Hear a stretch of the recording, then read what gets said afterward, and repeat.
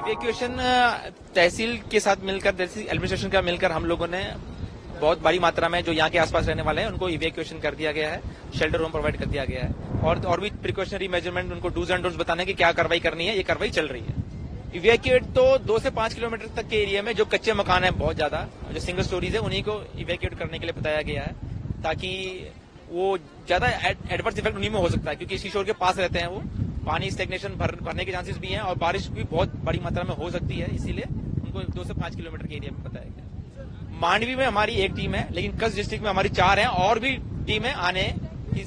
Process चल रहा है। अभी और 2 टीम और आने का है, उसके बाद हो सकता है कि और डिक्वीशन या और डिमांड हो तो और टीम्स भी यहाँ आ सकती हैं। हम कटिंग इक्विपमेंट्स भी लाए हैं और बोट, ओबीएम वगैरह, लाइफ जैकेट जो फ्लड वाटर में काम आते हैं उसमें वो भी लाए हैं। तो